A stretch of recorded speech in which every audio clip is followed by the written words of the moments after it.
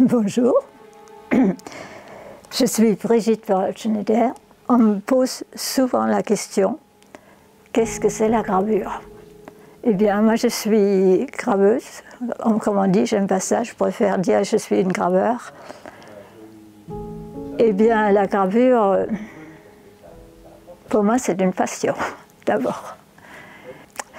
C'est une image, imaginez-vous une image qui est creusée dans un métal, en général du cuivre. Aujourd'hui, on le fait aussi dans du plastique, même du carton.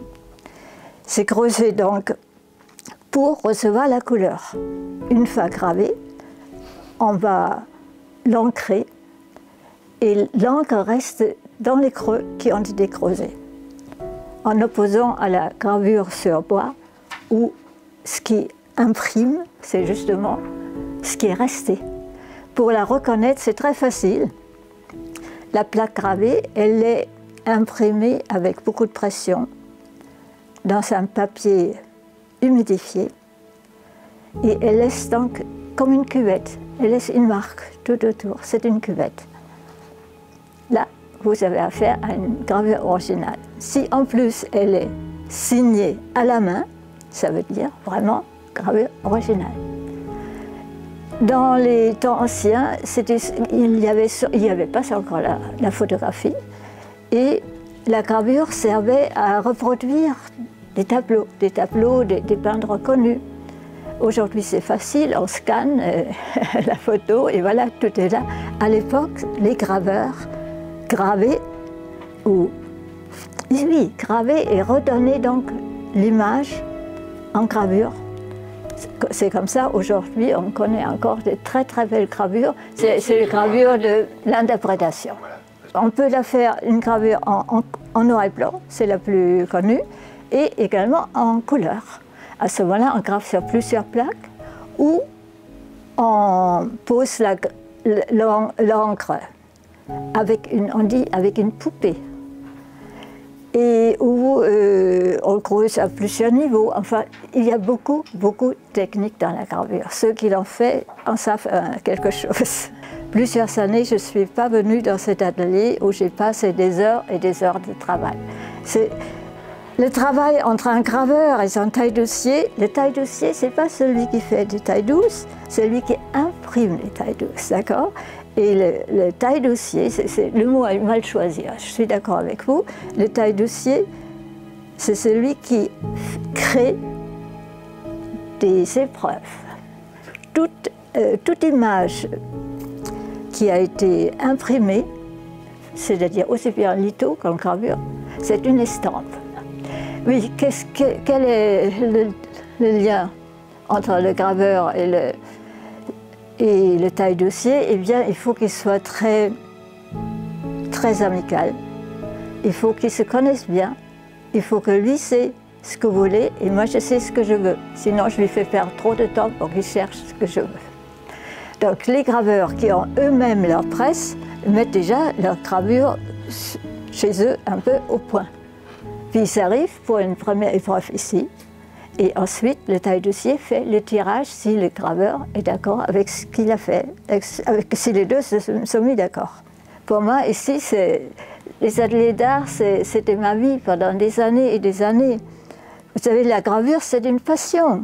Donc la passion qui est partagée, mais c'est le bonheur.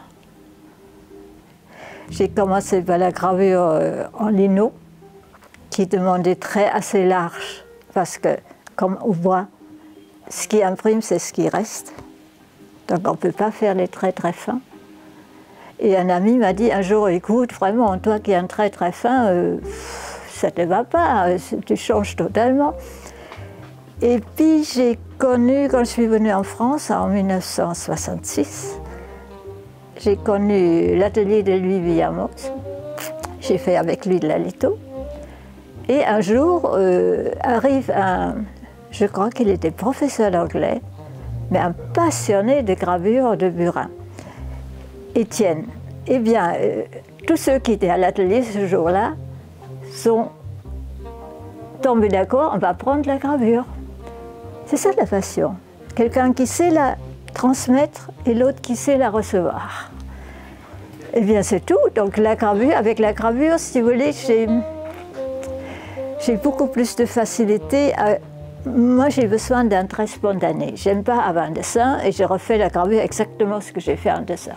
C'est du double travail, puis bon, c'est pas ça.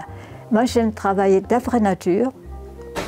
Alors quand je suis en voyage, quand je suis dans la nature, je peux prendre une petite plaque de cuivre et je peux, avec une pointe sèche, dessiner directement dessus. Dessiner, graver, oui, c'est quand même plus graver que dessiner. Mais j'ai la spontanéité d'un dessin. Tandis qu'une grosse plaque de pierre, je ne peux pas la mettre dans ma valise. Voilà, je pense que c'est surtout ça. Et puis j'ai connu des graveurs et c'est... Bon, la passion continue. J'ai rencontré beaucoup de très très bons graveurs qui sont devenus de très bons amis, mais je ne peux pas les nommer tous. Jacques Houplain a beaucoup compté pour moi. Il y a eu Hélène Nuet qui vient de nous quitter, que j'appelais la petite graveur aux mains de fée, parce qu'elle savait manier le burin comme personne. Jean-Marcel Bertrand, qui faisait ça dans le bois de Pau, c'était superbe. Qu'est-ce que j'ai eu? André Bongibot, qui a une technique à couper le souffle. Non, il y a beaucoup de graveurs qui m'ont beaucoup donné. Je ne peux pas nommer un plus que les autres parce que quand on peut partager une passion avec quelqu'un, quand on est en face de quelqu'un qui a les mêmes préoccupations que vous, la même passion, c'est le bonheur. Donc chaque graveur que je rencontre, dont j'admire son travail, je m'entends tout de suite, c'est évident. Voilà.